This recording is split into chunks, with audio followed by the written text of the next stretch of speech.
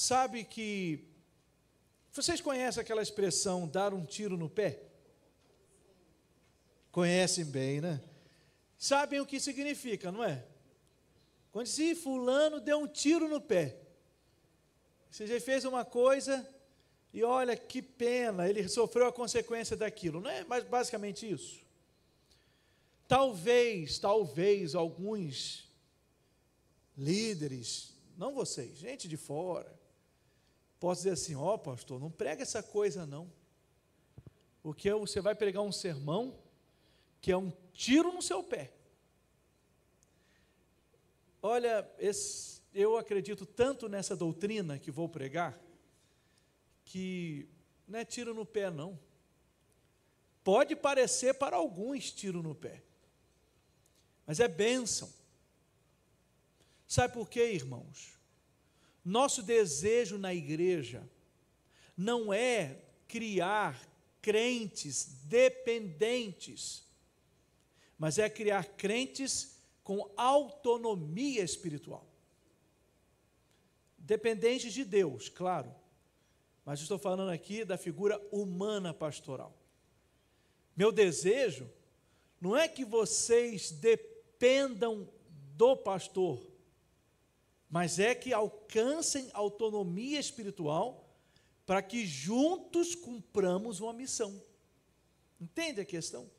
Porque quantas vezes vocês estão diante de mim durante a semana? Quase nada. No universo da semana, 7 dias, 24 horas vezes 7, vocês já sabem quanto dá, não sabe? Então, é que eu não sei fazer conta rápida, como vocês já sabem, 24 por 7, é muitas horas. Não teve um matemático que me ajudou, hein? Pelo amor de Deus. Manuela, quanto é 27 vezes 7? Você é professora de matemática de primeira qualidade. Então, é esse tipo de hora. Agora, quanto tempo vocês passam aqui? Diante até da pregação. Vamos colocar aí que, somando um domingo, em média meia hora de manhã, meia hora à noite. Aos que conseguem vir ao culto quarta-feira e que não estão em outros compromissos e conseguem acompanhar o estudo bíblico, suponhamos, arredondando para cima, que ouçamos diretamente um pastor pregar durante a semana 2 horas. Olha, 2 horas no universo de tantas horas da semana, a exposição à figura pastoral diretamente é muito pequena. E a gente precisa tomar decisões o tempo todo, responder o tempo todo. Então nós não só respondemos quando estamos dentro de um templo. Por isso, irmãos, eu creio que a doutrina do sacerdócio universal de todos os crentes é uma das mais fundamentais doutrinas da Igreja de Jesus. Muito importante. E como esse sermão nasceu? Uma igreja toda sacerdotal. A gente sempre entra numa dor, eu sei que os irmãos entram em dor de parto por causa da segunda. O domingo é uma bênção, mas o domingo lembra que tem segunda-feira. E muita gente conhece, Jesus, segunda-feira. Trabalho, tem gente que tem essa dor de parto de segunda. Porque segunda é segunda, né? É uma beleza. Mas, irmãos, por incrível que pareça, nós pastores, no domingo, já começa uma dor de parto, porque tem que nascer sermão para domingo que vem, para pregar a mesma Bíblia, que a gente pede para os crentes lerem todo dia, para eles olharem e ficarem interessados. É o mesmo assunto, é a mesma Bíblia, é a mesma verdade, e tem que ser criativo, objetivo, e sei lá, todos os mais Ivos do mundo, Ivo Saldanha, lembra de Ivo Saldanha? Tem que ter um monte de Ivo, os antigos entenderam essa, para poder assimilar. Então, a luta. Eu estava em dor de parto, e pensando, Senhor, o que o Senhor deseja que a gente compartilhe com a igreja? Que tem que nascer o sermão do céu. Mas tem que o pregador se dedicar para ele nascer. E aí eu parei, pensei, a gente fala com Deus, começa a bater papo. E, irmãos, a gente começa a viver atento a tudo. E a melhor forma de nascer sermão, aqui tem um monte de pastor, e pastores muito mais experientes do que eu, e sabem que a melhor forma do sermão nascer, não é quando a gente lê a Bíblia para preparar sermão. As melhores formas de nascerem sermões é quando nós lemos a Bíblia para a nossa devoção. Senhor, eu quero me alimentar da palavra. E você vai se alimentando, e Deus vai dando mensagem. E Ele vai confirmando com detalhes. No meu caso, o detalhe, não se escandalizem, foi quando eu peguei e rolei o dedo num negócio aí chamado Instagram. Vocês conhecem esse negócio que está invadindo a vida? Quando eu fui olhar o Instagram, apareceu um pequeno vídeo. Nesse pequeno vídeo, tinha um líder religioso. Obviamente, não vou citar aqui vídeo, nem que líder religioso, nem nada disso. Não faria isso de jeito nenhum. Ele estava apontando para outros líderes religiosos que estavam sentados atrás dele. E ele disse o seguinte: o diabo tem mais sede deles do que de vocês. Eles são sacerdotes. O diabo quer mais derrubar os sacerdotes. E ele diz o seguinte: porque eles são os que ouvem as tuas confissões, e são eles que perdoam vocês. Então o diabo tem sede da vida deles. Eu disse, opa, fiquei preocupado por dois equívocos. Sacerdotes não perdoam pecados nem salvam. Sacerdotes não são apenas os líderes religiosos. A Bíblia ensina diferente. Essa ideia de que existem pessoas mais especiais do que as outras não bate com a verdade bíblica, especialmente no Novo Testamento. Por isso, talvez, poderiam me dizer, faz sermão não, é tiro no pé, porque coisa boa é todo mundo pensar que o mais importante da igreja é o pastor. Porque já pensou, vocês olhando para mim, quem é o mais importante da igreja? Quem tem que ser mais acarinhado nessa igreja? Quem vocês têm que pegar no colo? Pode fazer isso também, não é pecado não. Mas é um... E aí daqui a pouquinho eu coloco para vocês, e vocês olham e dizem assim, não, de Deus mesmo na igreja, só os pastores, os líderes religiosos. Eu não. Aí daqui a pouquinho, eu não, você não vai zelar pela sua vida cristã. Porque você vai achar assim, só quem tem que dar testemunho é o pastor. Então eu estou desobrigado, porque vitrine de Deus para o mundo é ele, eu só sou membro da igreja. Percebe como é que uma abertura começa a influenciar a nossa mente, e daqui a pouquinho nós achamos que existem pessoas que precisam testemunhar de Jesus, e outros não, e aí eu me escolho a ficar no grupo que não precisa. Cuidado, irmãos, porque pela compreensão bíblica, todo crente é um sacerdote. Vocês são um sacerdócio real. Quando a carta foi escrita, e aí nós vamos ler o texto de 1 de Pedro 2,9, essa palavra foi para a igreja, não só para os líderes da igreja, para a igreja. E o que a Bíblia afirma?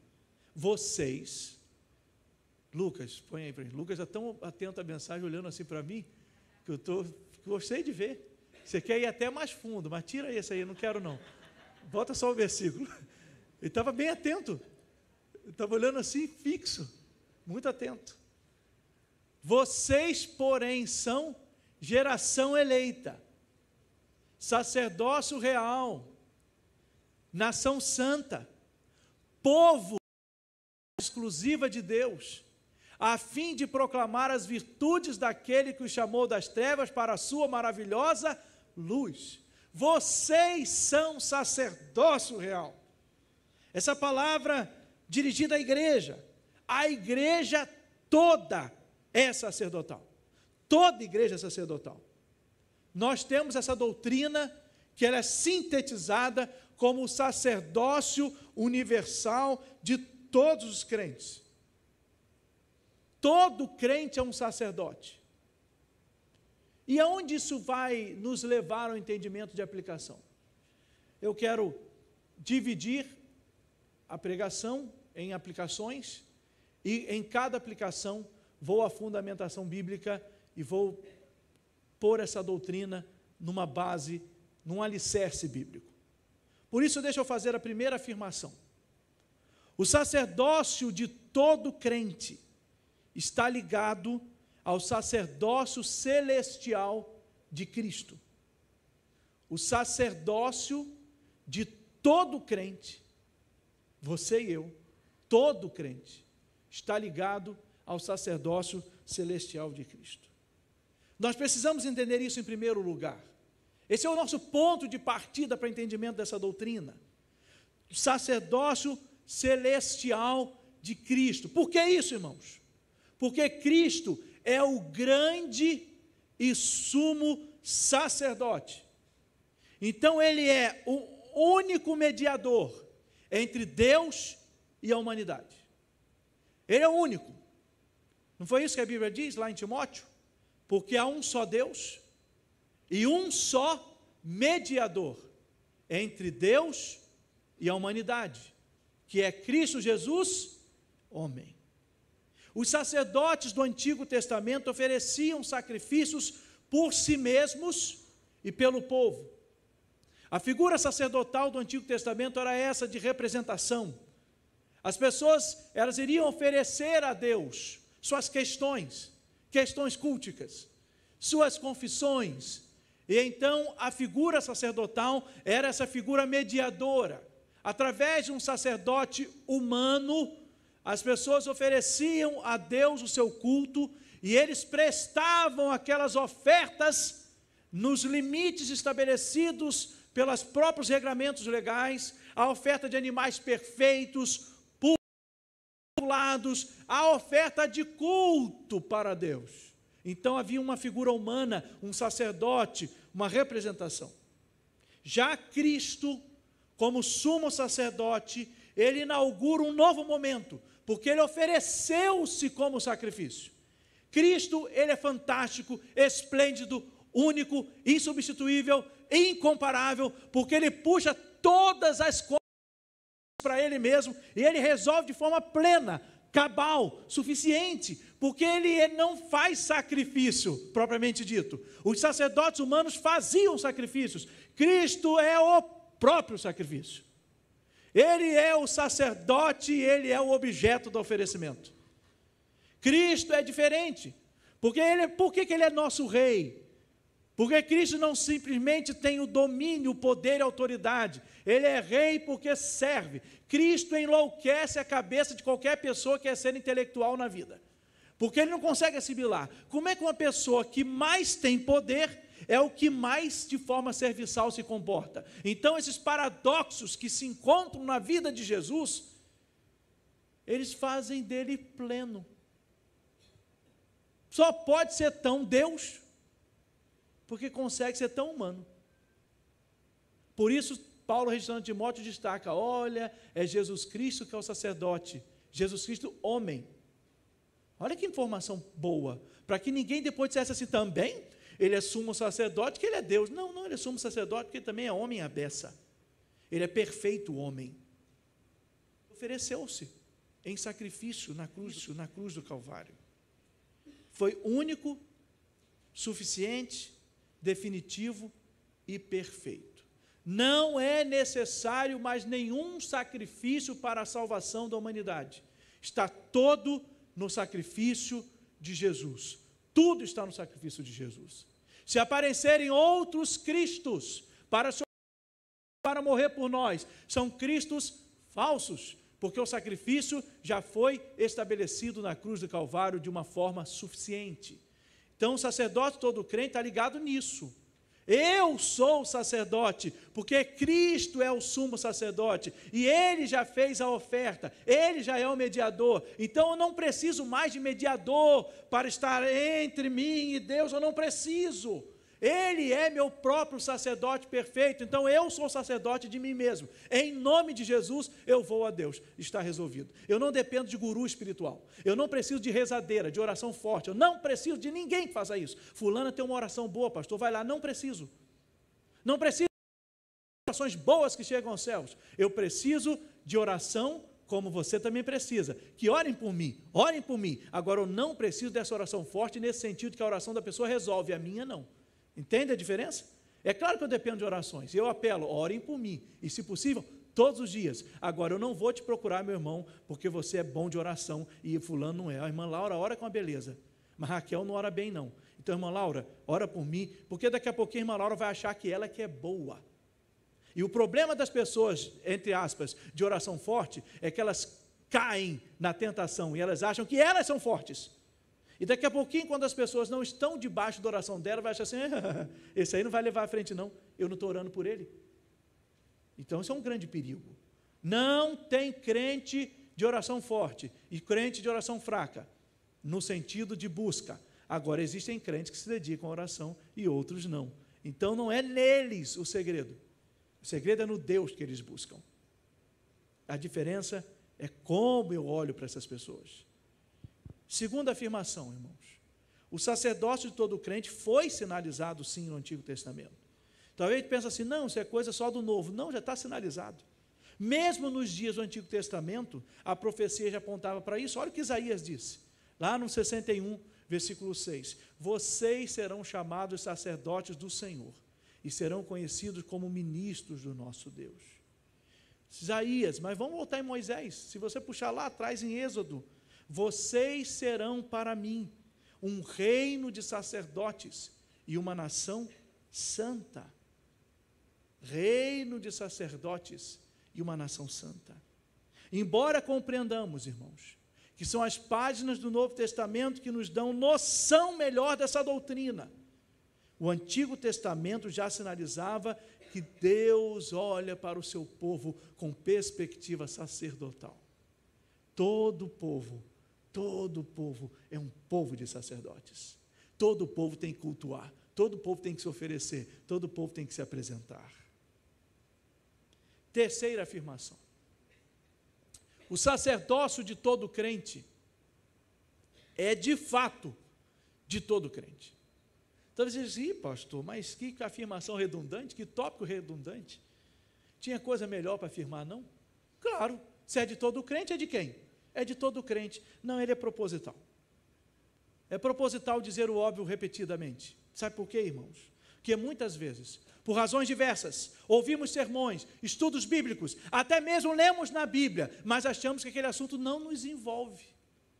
Não, isso aqui não é comigo, não. De fato, todo crente é um sacerdote. Por causa de Cristo, todos fomos chamados ao sacerdócio, pela obra redentora de Cristo Jesus na cruz do Calvário. Todo crente apresenta-se a si mesmo a Deus. Volto a lembrar a visão sacerdotal clássica do Antigo Testamento. O sacerdote era um sacrificador. Deixa eu ajudar vocês que estão tomando as crianças. O sacerdote era isso, era um sacrificador. Ele oferecia sacrifícios. Oferecia sacrifícios. Dizem estudiosos da linguagem humana que há palavras que ficam mais claras em determinadas línguas. Então, no nosso português, sacerdote é uma palavra que depende muito da explicação do que é, né? O que é um sacerdote? Dizem que tinha um autor alemão, que ele escreveu o livro dele, obviamente, e traduziram para o francês. Quando ele leu o livro dele em francês, ele disse, nossa, era exatamente isso que eu queria dizer e não conseguia dizer. Aí eu fiquei preocupado. Nossa, tem disso? Tem.